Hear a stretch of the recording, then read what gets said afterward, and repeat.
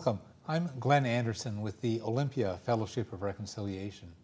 This TV series explores a variety of issues that relate to peace, social justice, and nonviolent social change. For many of the topics that we address, whether coping with peak oil and the climate crisis, or opposing the global economic system that causes wars and oppresses people in poor countries, or strengthening democracy and human rights, we keep coming back to one solution that pertains to all of these: creating a sustainable and humane local economy so that we can meet our needs with fewer resources without damaging the rest of the world, and while strengthening our local communities' resilience and democracy. This month's TV program will focus on the local economy. We'll provide some fresh ways to understand and support local economics and some new resources and activities. Most of the examples that we'll discuss exist in Thurston County, Washington, but the general principles will apply to any local community. I'm happy to welcome three guests who have been working in various ways to support a healthy and sustainable local economy. We have Marie Poland here, and Sash Sunday and John MacLean. Good to have you all here. I want to create a context for our conversation about local economy. Everybody talks about the global economy and the market economy. And John, can you just lay out what some of the main problems you see with mainstream economics, and what problems or shortcomings are you trying to solve? Well, Glenn, thank you. Economics has really narrowed in its focus. It's treating depletion of capital, natural capital, as income, and it also dismisses many aspects of our human capacities to solve these problems. It only measures money-based exchange. So we're trying in our local economic study group to open up the understanding of economics to include gift economies, to also look at future generations and the health of future generations as a basis for our economic organization. Yeah, and the current model focuses on big corporations and, quote, job creation, and your approach really goes beyond that. Well, our current economics relies on growth, and we're at a historically new state in the evolution of humankind. We need to learn how to live in balance with our natural ecology, and do that in a way that's equitable socially. So sustainability combines both the ecological and the social fairness dimensions. Yeah. People are finally discovering that all of our natural resources are limited. We're probably at peak oil, the point where we just can't extract oil at a faster and faster rate like we have been, and we'll have to start declining just because of the hard geological realities. The climate crisis means we have to stop burning so much coal and oil and other fossil fuels. The national and global economies are crashing, and all this comes together in a perfect storm that prevents us from returning to business as usual, and that fantasy of just endless growth. So Mother Nature is requiring us, as you're saying, to do different things with our economy. I wonder if each of you could just briefly brainstorm a couple of the elements of a truly sustainable economy. What would a truly sustainable economy look like, Marie? Well, I see it as we focus more on the connections that we have within the local environment that we're in, then things end up being more reciprocal. And so within a local economy, you have more support of a business that may be owned by your neighbors or the people that you know, and actually impact directly your neighborhood and the people in the surrounding area in beneficial ways. Okay, Sash? Well, in a truly sustainable economy would need to take into consideration the limited resources and the population, and hopefully, well, we would try to allocate all of those resources as appropriately as possible and make sure that there's access for all. I don't necessarily know how to do this, but that would be lovely. John, an idea from you? I think a key idea, and we've talked about this in our local economics group, is more of an economics of sharing. So moving back from the hyperconsumption tendencies that are fueled by our financial system, because we're dealing with major financial imbalances still that are driving the extraction of resources and also turning our relationships into commodities even. So it's a more face-to-face economy. It's getting more of what we need locally. It's going from jobs to livelihood. So instead of getting a job to get money and take the money to buy what you need, we're going to be getting what we need more directly through working with each other. And food is a wonderful place to start. We can talk about other economic sectors. And I keep thinking about getting away from this notion of gross domestic product, where every financial transaction just gets added, whether it's something good or something bad. So if I have a factory that pollutes the air and it eats the paint off your house and you have to repaint your house often because you're downwind from my factory, well, that's good for the gross domestic product because it adds to the painting industry and the painters and the paint producing factories and so forth. Or if I shoot you, that's a job for doctors or undertakers or something. And we have to look at other ways of measuring how well we're doing without just raw numbers, without caring about whether something is good or bad.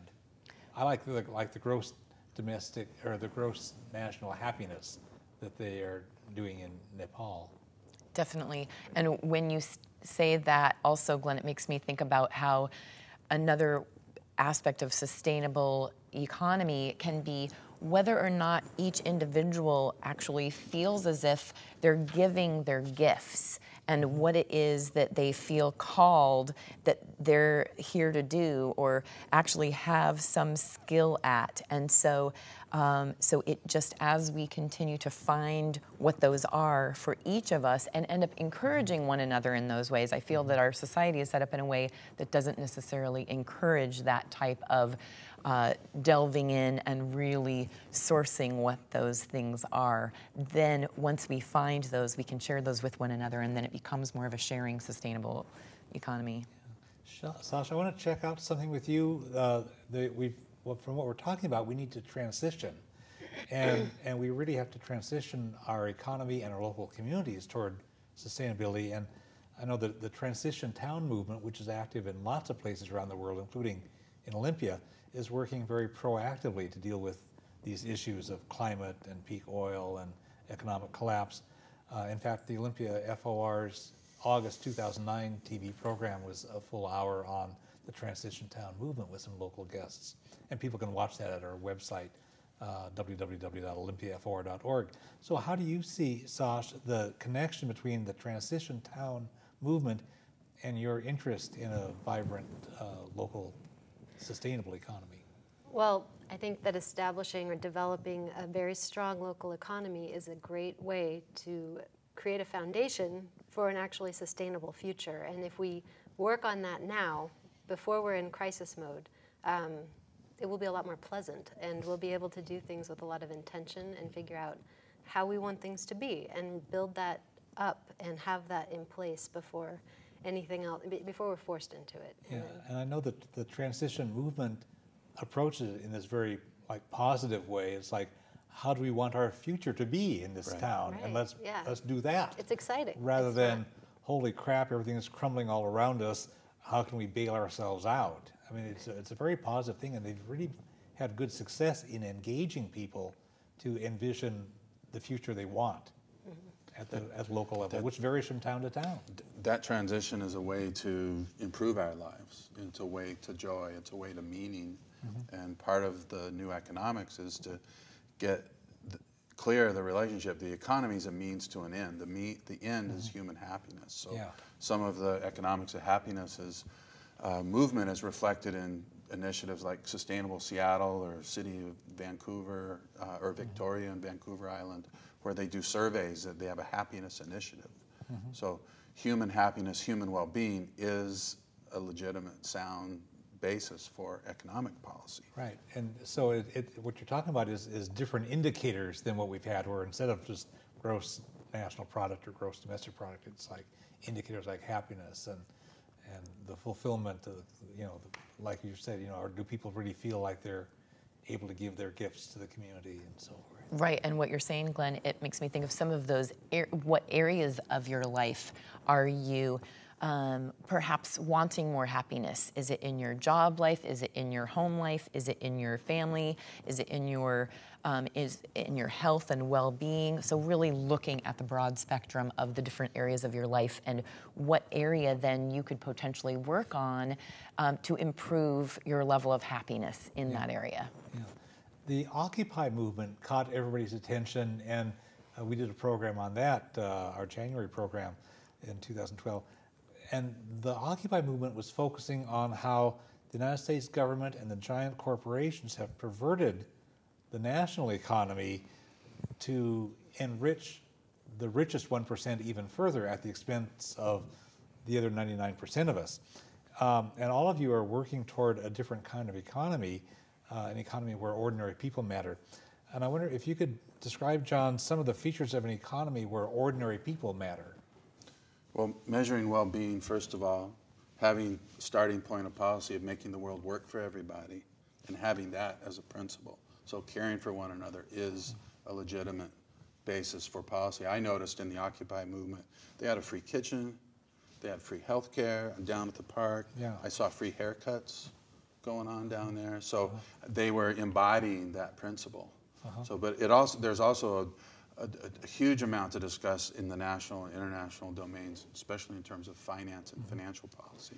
Sash, one of the things that you're interested in talking about based on the phone conversation we had to prepare for the program was the human connections as well as sustainability. We think of sustainability in terms of like the environment and resources and so forth, and you're emphasizing the human connections. Tell us how a vibrant and successful local economy can help human interconnectedness. Well, it can help just because you're interacting with your community on a daily basis to meet your needs, rather than ordering something online that gets delivered while you're at work. You don't even see your UPS driver. But it's another driving force towards the shift. Like, we're not just getting pushed by peak oil. It's also, it's the happiness factor that we were just talking about. But our current economy has really created an isolated culture.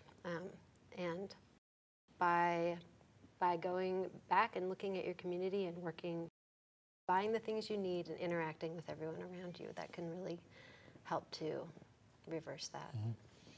So if your stuff is made locally by people you know, that's different from having it made in a sweatshop in China? Right. Well, okay, so if there's a really great line in the book Sacred Economics that we've been reading, and it's that we are completely self-sufficient from our neighbors in our community, but we're wholly reliant upon thousands of people, or people thousands of miles away from us that we'll never meet, and there's no accountability in either direction for us.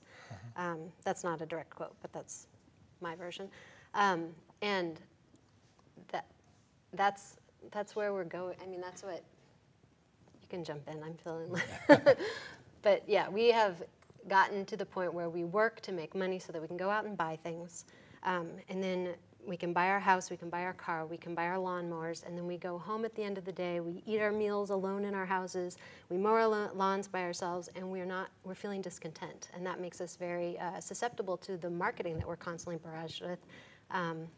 And that's telling us that we need to buy more things. And that's sort of how this whole thing is perpetuated. It's a vicious cycle. Right. Well, all three of you are connected through a local economic study group, and you're studying, among other things, what's called a gift economy.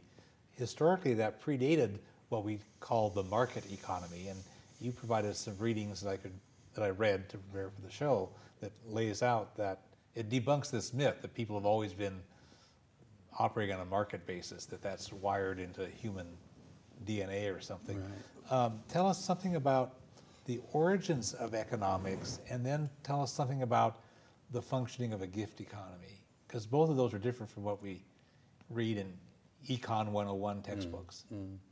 Well, economics began in the 18th century as political economy, as a a branch of moral philosophy. Adam Smith, author of The Wealth of Nations, was the chair of moral philosophy at University of Edinburgh, and he wrote a book before Wealth of Nations called The Theory of Moral Sentiments, which had sympathy and empathy for one another as a main category that he described in terms of a principle of social organization. So it's not the cruel, calculating, market-based stuff that they Our tell us economics now. has narrowed our view of the human being to being rational, utility maximizing, self-interested, individual, whereas in truth we're radically interconnected with each other. We get our meaning from community, we get our joy from our relationships. And in prior societies, and one of the first readings we did in our group was a writing from an economic anthropologist talking about how societies in what we'd call primitive economies have been organized, and they're based on gift giving and sharing and redistribution and reciprocity and potlatch, and people engage in their economic functions to get what they need, but to enjoy social standing, not for just personal gain. Yeah, it's not based on my sense that I have more value if I have more stuff. Right. It's the collaborative. I can help our tribe or our community, and everybody else can help it in various ways. And if we bring down a big animal, we all eat it, and we all make sure that nobody gets. And there's huge value to be hungry. created through recovering those capacities. And our economic theory has actually dismissed those capacities. So it seems like some of what you're trying to do is rediscover those and find ways to bring them back through local economics. And call out where people are doing it now.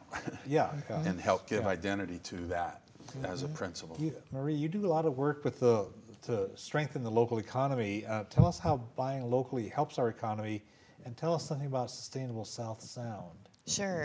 And we'll talk about the Buy Local program a bit later, but I want to just connect right now on Sustainable South Sound and the importance of buying locally. Great. Okay. Yeah. So as Sash had mentioned a few questions ago, just one of the things about buying locally is the footprint, the ecological footprint that we end up having on our community and our world is going to shrink when we actually buy and support local, because there's going to be less transportation involved in distributing those goods and services and things like that.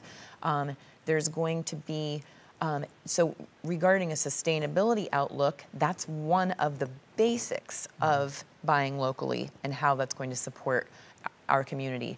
Then you have all the ways in which supporting a locally owned business is going to give people more empowerment within their jobs, within that business, because they're going to know the owner instead of working for a corporation where there's rules and policies that they may have no chance ever to change.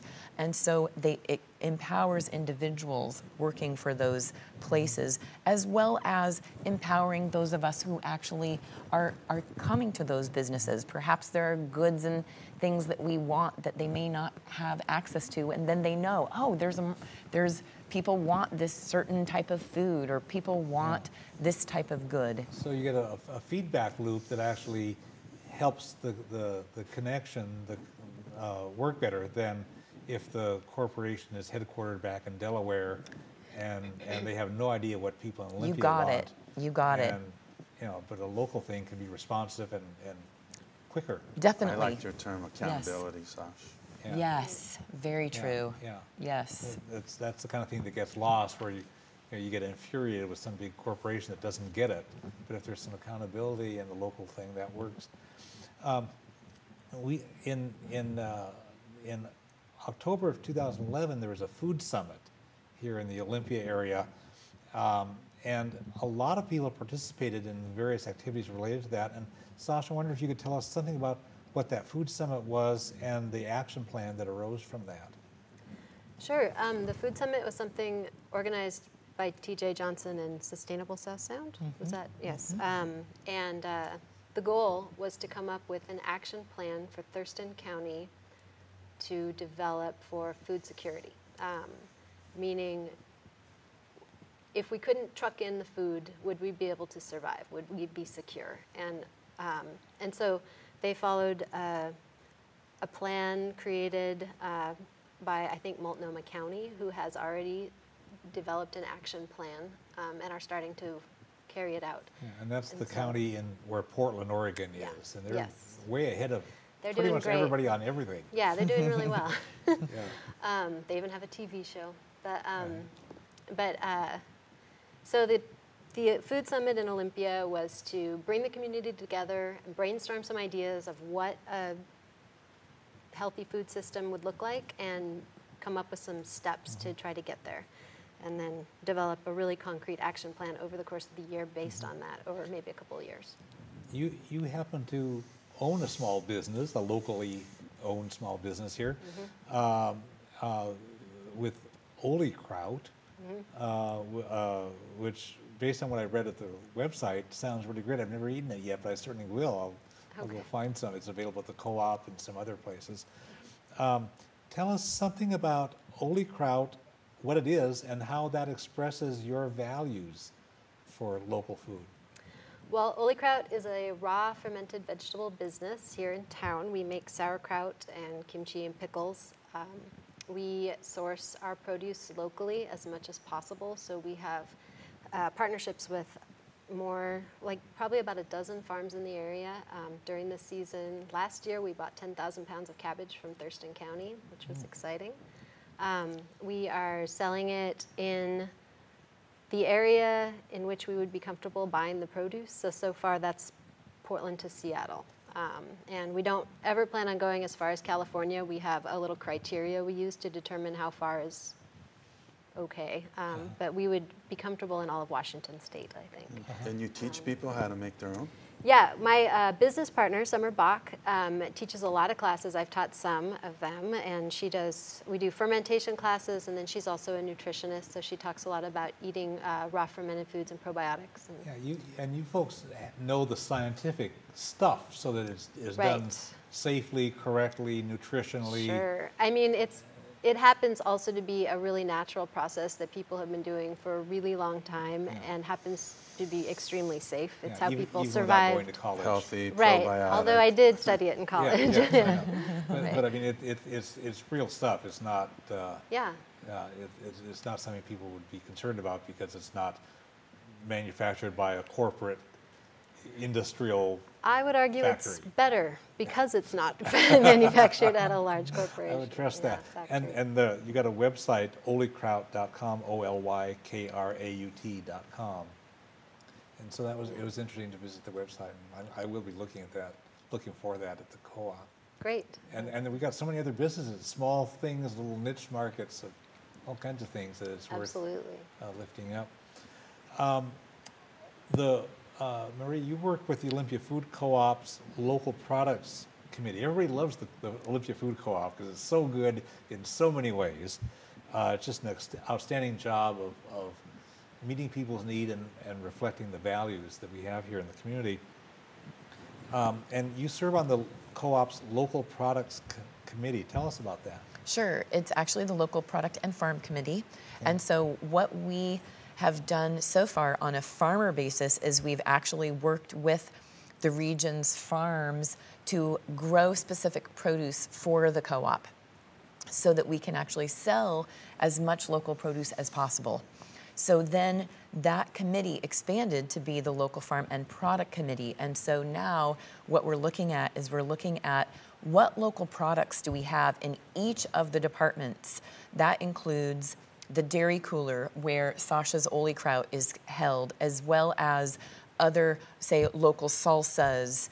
There's also packaged grocery products that are shelf-stable, tortilla chips, popcorn, things like that. And then you also have the health and beauty aids section. We also have a bulk department where there's locally made granolas. We also have a bakery section, which is full of local bakeries. And what we're doing is we're wanting to identify, okay, who are the local products businesses within the co-op. What are those products, so that someone can come in, identify the products easily, and actually support as many local products as possible and local businesses as possible in the different departments. That's really, really neat. You have an idea about a way for restaurants to identify local ingredients. Tell us about that. You got it, yes. So all the farmers that we work with are going to be getting stickers that say, "Ask me what's local today." Those farmers will be giving to the local restaurants, and actually it makes me think of, we will give those stickers as well to producers, local producers, so that if Oli Kraut is served at a local restaurant, Sash will be able to give that local restaurant that sticker so they can put it on their window, and that a person coming in can say, "Oh yeah, I want to ask what's local," so that the businesses are encouraged to continue to buy local, as well as know that people are looking and they want more local. It's just a great win-win all the way around. Yeah. That's The reflects- multiplier effect. Yeah, yeah. Yes. And when we were talking about the program, I think all three of you, when we were talking on the phone to prepare for this, all three of you in your individual phone conversation mentioned the multiplier effect, which people get in Economics 101, how, you know, a dollar circulates and blah, blah, blah, blah, blah. And all of you say that for the local economy, it circulates way better and way more vigorously locally. You had some numbers? One of you had some numbers. Yep. So, tell us about that. So the economic multiplier states that when you spend $1 at a locally owned and operated business, 60 cents of that dollar ends up recirculating within your community. If you take and compare that dollar, a $1 spent at a chain or franchise business, 20 cents out of that dollar circulates within the local economy. And if you look at a corporate business, 6 cents ends up circulating within the local economy. So 60 cents for a locally owned, 20 cents for a franchise, and 6 cents for a corporate. So it's 3 to 10 times more beneficial to spend that dollar locally. And that's before producing locally. Yes. So if you're actually producing locally, I bet that 60 cents is I'll bet you're right. yeah. quite a bit higher. Right. I'll yeah, bet you're right. If it's like the farm, and so yeah. And not it's only amazing. that, but it also, I don't believe that it also looks at how many times that dollar is taxed, and that the taxation from that community also goes back into the community, right? So you're actually building more Yeah. local tax dollars every supports the time, schools. right? Buying local supports the schools. Yes, Or you the got it. schools can, Supports Yeah. medical the law. You got schools it. can support the local businesses through their procurement practices. Yeah, as well. we should talk about that too, That would because be nice. one of you, I think you might have said, you know, what if like hospitals were to buy local supplies or other institutional?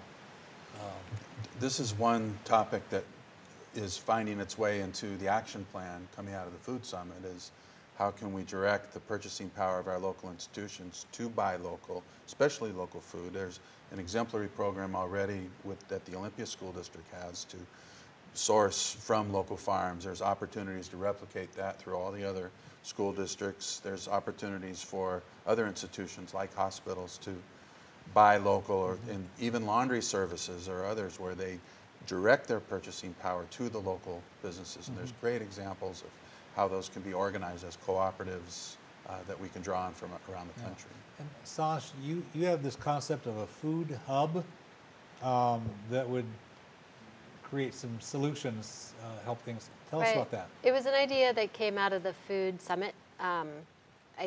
I think that was where most people around here started talking about it. But could be some sort of central physical location where perhaps there would be help, sort of like a distributor almost. So a restaurant could call in and say, I would like some local lettuce. They don't have to call 5 farms to find it. The person at the food hub will get in touch with the farms, or maybe even already have their stuff there. Yeah. And so it can help with that. It could also potentially help with deliveries for local businesses, maybe provide space for a community kitchen or a commercial kitchen that could be rented, cooler space that could be used by farmers and processors, Yeah. and a meeting place for people to like work on building the community and the local economy. So it would provide basically some infrastructure related to the Right. food system Yeah. that supports the local growers, processors, And the restaurants, eaters consumers, even. Yes. yeah, everybody. It would be fun to have a cafe in it that served local food and wow, have yeah. it be a real. Yeah. Yeah. Marie, let's talk for a bit about the Buy Local program that you run for Sustainable South Sound. Tell us something about Sustainable South Sound first, what that is, and then let's also talk about the Buy Local. And when you talk about the Buy Local, I'll hold a nice poster. Great. So tell us about Sustainable South Sound first. You bet. So Sustainable South Sound is a nonprofit organization within the community who started and began focusing on doing research regarding sustainability within Thurston County. And from finding out that there were certain sustainability indicators that were either improving or decreasing in the level of sustainability, they realized they needed to take on projects. And so they are dedicated to sustainability within the community of Thurston County.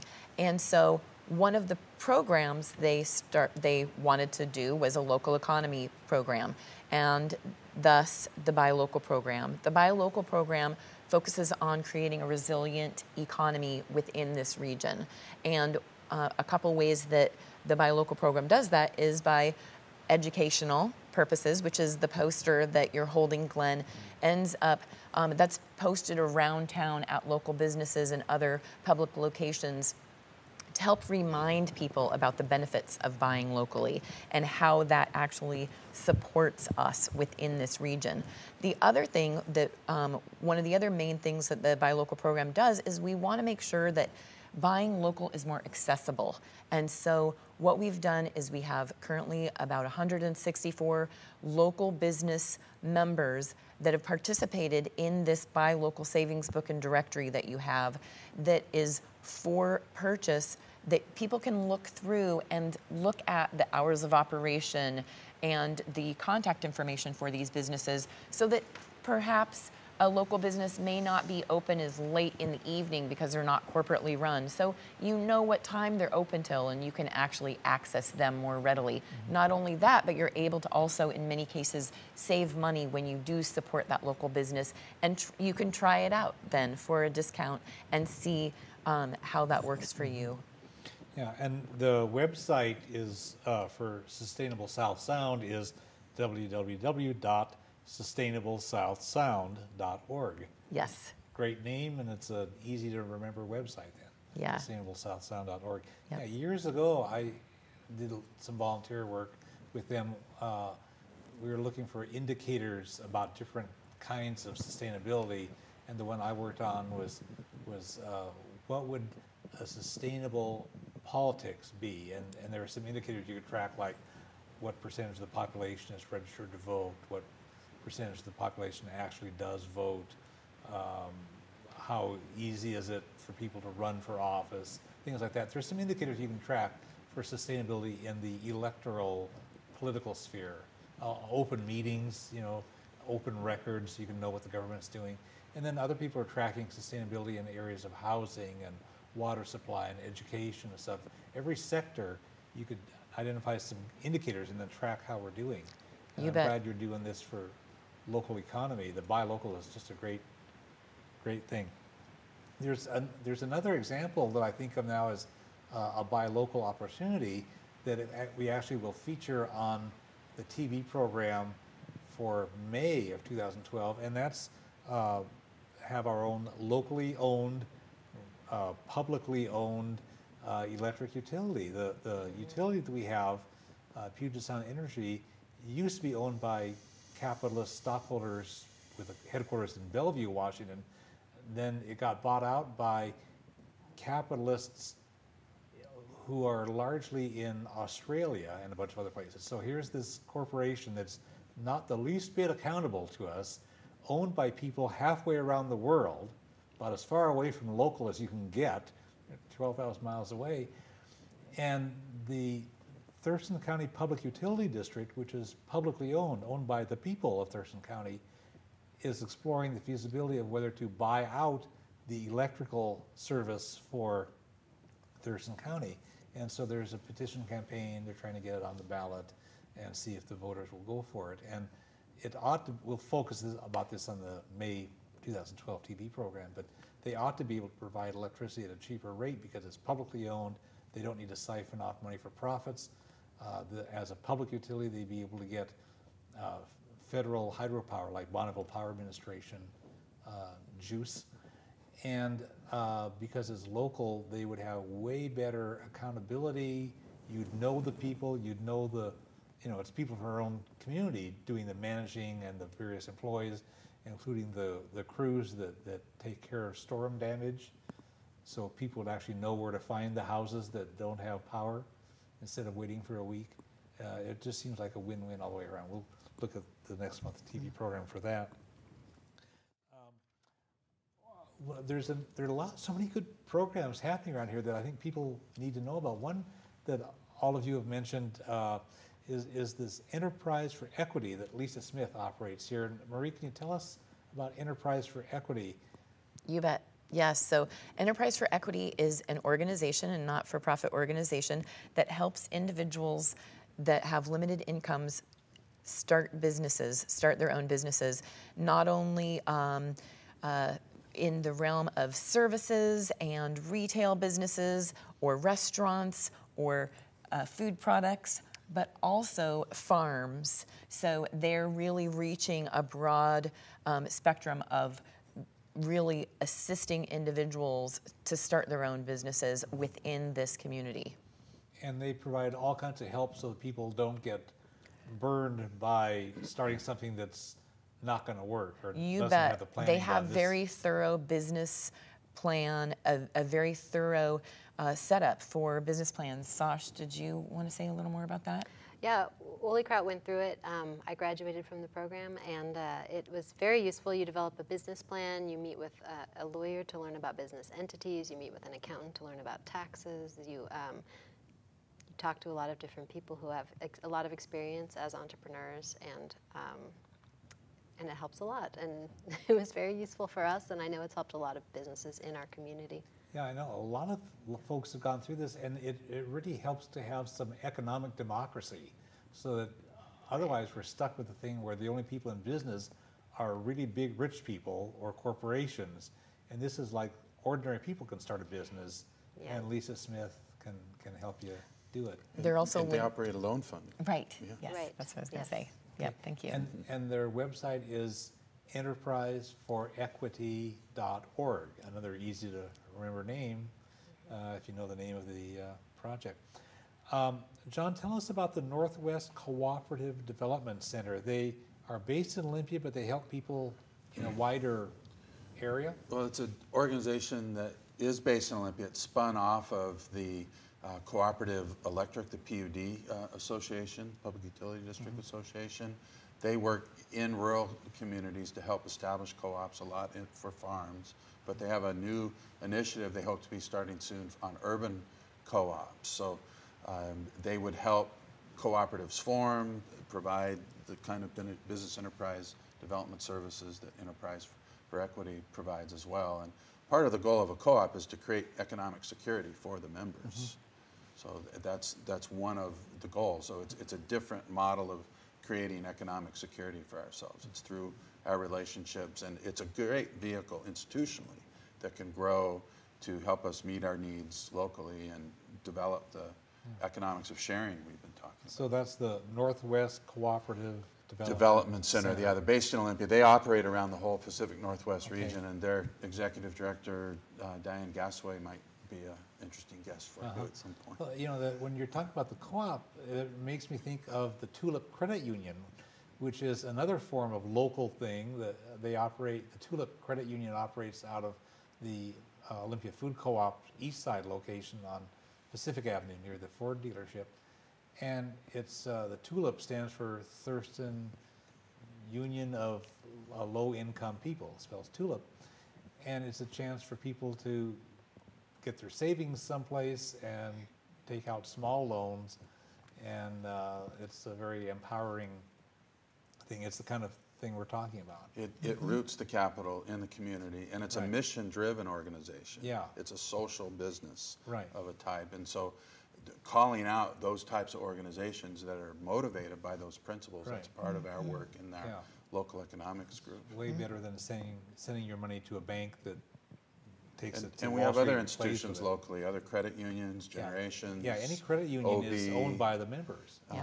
All their credit unions are co-ops are owned by the people, rather than by out-of-state capitalists. And even locally, OliFed has actually, they don't sell their loans. Right. And so they keep their money locally as well. Yeah. And they've supported over 100 nonprofit organizations every year. Yeah, Olympia Federal Savings and Loan is a good local thing, even though they're not a co-op. Right. They're still ethical. Yeah. And Heritage, Timberland.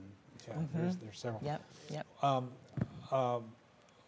Let's see, a couple of you mentioned in preparing for the program, Thurston County's Economic Development Council, the EDC, that does a lot of good stuff. And you keep seeing the name Economic Development Council in the newspaper, but people probably don't know who they are or what they do.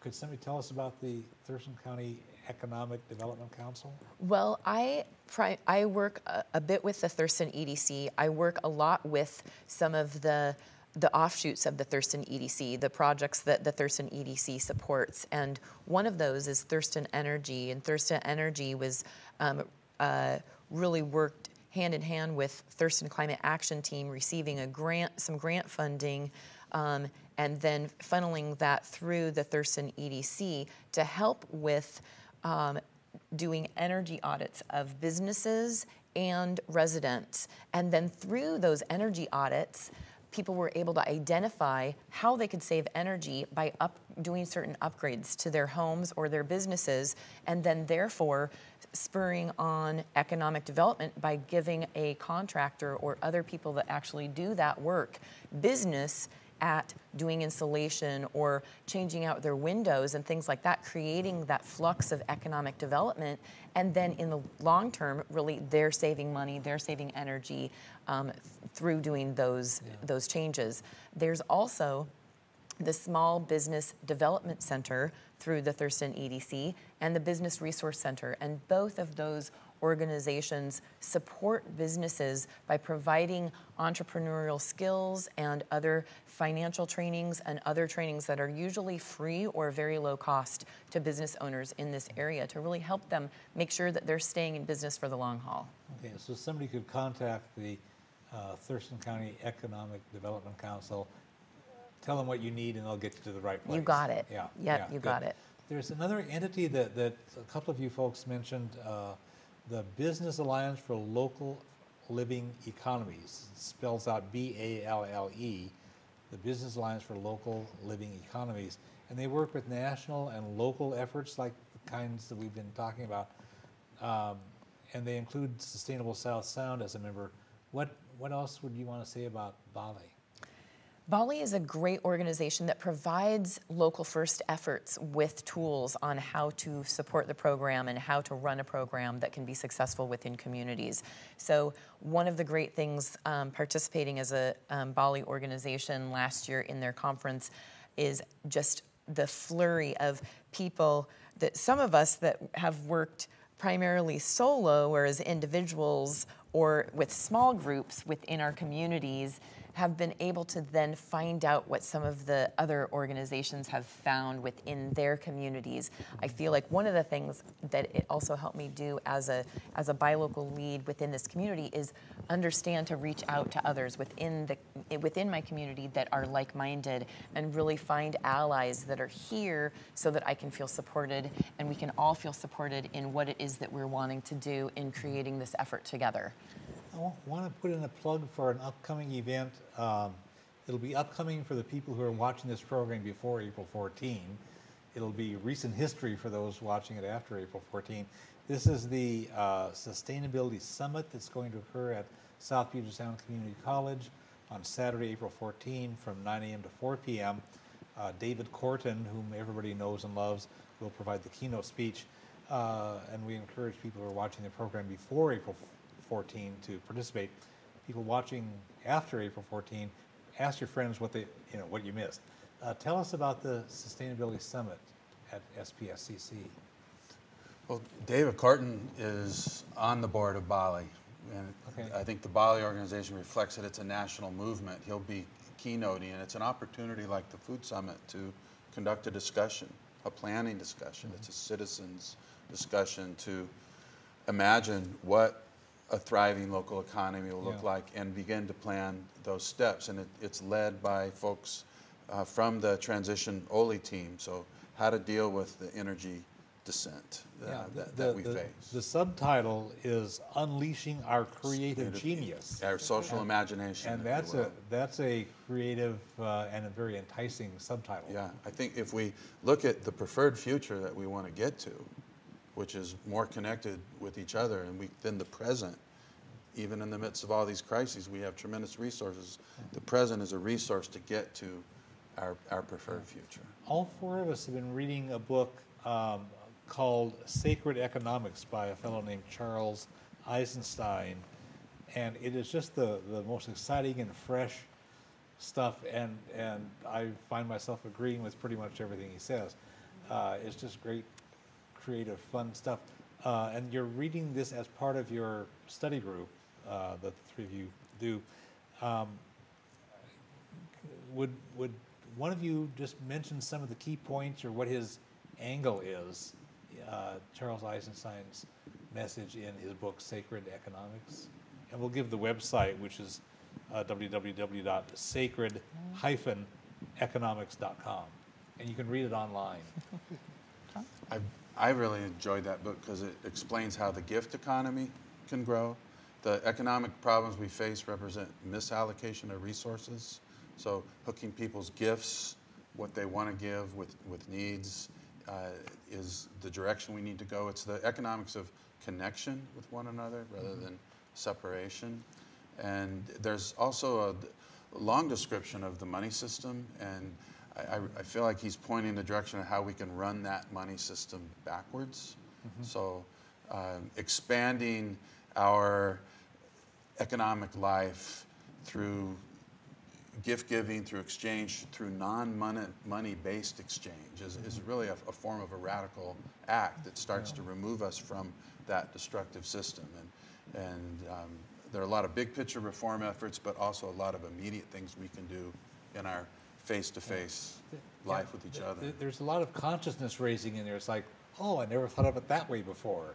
And some good solid information. I find that there are a lot of books and other resources that will do a good critique of what's wrong with our current economics, but they're kind of lightweight on solutions. And he really has fun playing with the solutions that would be practical if we would open our minds toward trying these out. You bet. And one of the things that he also mentions is, as I mentioned earlier, is really finding what it is that you feel that you're gifted at and then sharing that and really identifying not only where you're gifted and what you have to give, but then when do you get blocked and what blocks you, and then how can you move beyond that and actually connect with others with your gift. Yeah. Put in a little plug for the local economic study group that the three of you are part of. You meet the second Thursday of each month from 5:30 to 7 p.m. in a downtown Olympia location, 112 4th Avenue East, Suite 206. Tell us something about your local economic study group and what you're up to. How long have you been running? We've just been running for a few months. Okay. And we got together because we realized that it would be a great opportunity within our community to start figuring out what it is, be able to actually communicate, like in an opportunity like this, what it is that we are feeling regarding the local economy and how we can actually not only communicate with that with other people, but also what are some of the things that are going on in the world. So what we do is we actually have a reading that we tend to read before the meeting. We all get together, and this has been put together by many different community individuals, including the Buy Local program of Sustainable South Sound, has helped ignite it and initiate it to come together. And what we do is we read, we get together, we discuss what it is that we've read, how it has possibly inspired each of us individually to do different things in our life, and then also share what we already know is going on in community and what we've seen that's happening that may relate to that, so that we can stay going on that track and really integrated with the work that we're doing. And this is open to other people who want to join the You group. bet. It's, Yeah. like you say, only a few months old, and they can connect by emailing buylocalss@gmail.com. Yes. And that'll connect them in. They can find out what they need to know. You bet. What would you like people to be doing? I mean, presumably there are more sources of information that we could probably spend a whole evening talking about sources of information. But you folks also seem to want people to do practical things. I wonder if a couple of you could just like brainstorm a few practical things that people can do. Well, I think just visualizing a better way is really useful. And so talking about that and articulating it and just putting it out there is really important. And that's part of the mission, I think, of our group, is to visualize something better and we start working towards it. Okay, what other things can people do? Move your money to a local financial institution, Get it buy out- local, Get it out of the big talk, banks. talk to your neighbors, you know, share that lawnmower. Right. Yeah. Give someone a ride. When you give someone a ride, you're reducing GDP, but what are you doing? You're making a friend, you're Yep. saving energy, Yeah. you're reducing emissions. Yeah, saving There's, the climate. You're giving someone a valuable ride somewhere. Yeah, what would it be like if the price of oil was $200 or $300 a barrel? I bet we would be Yeah. sharing rides with each other a lot more. There's some place, I'm trying to think, there's a city in Brazil, I think, where picking up hitchhikers is mandatory. And I don't remember the name of the city, but they're trying to think, you know, what Yeah. builds community as well as what's Right. good for the There are economy. organized programs for what folks call smart jitneys, which are using the latest GPS and phone technologies to share rides. But what does that require? It requires trust, which is a form of social capital Yeah. in economist terms. So that's part of what our discussion is about, is how to build up those aspects of our economy so we can get what we need and actually create more meaning and joy Yeah. in community without using so many Yeah. resources. Human connection instead of all the isolation that you were talking about at the beginning of the program. You got it. And some of the other things I would just want to throw in there is Yeah. grow the herbs that you use in your kitchen for cooking, and grow a small garden. Just start small, and like you said, connect with your neighbors, but find a way to share skills with your neighbors. Go prune that tree that you know how to prune that they didn't know how to, and perhaps they'll help you with your taxes. Really find ways that you can help one another. Yeah, we're all in this together. I mean, that's what Yeah. we have to figure out, and Right. it's not We like, are a common me fate on against a them. crowded planet. are you what? A common fate on a crowded planet yeah, we share right yeah. now. But going to that sustainability summit and participating in that conversation, Yeah. which is modeled Great. similarly to the way the food summit was organized, is Yeah. a great way to get involved Well, I and want to continue this conversation. I want to thank Marie Poland and Sash Sunday and John MacLean. I want to thank all the folks who've been watching. Nowadays, we face gigantic problems, including peak oil, the climate crisis, a global economic system that causes wars, and an insensitive national economic system that oppresses people and shrinks the democracy here in the United States. The problems that we're facing nowadays are huge, and people feel powerless. But for many of the problems, a good solution would be to create a sustainable and humane local economy so we can meet our needs with fewer resources without damaging the rest of the world, and while strengthening our local communities' resilience and strengthening local economic democracy. A lot of solutions do exist at the local level. Cumulatively, they add up. We can indeed make our local communities more sustainable and more humane, and make our own lives happier. You can get information about a wide variety of issues that relate to peace, social justice, and nonviolent social change by contacting the Olympia Fellowship of Reconciliation at 360-491-9093 or www.olympiafor.org. We're all one human family and we all share one planet. We can create a better world, but we all have to work at it. And the world needs you. Thanks.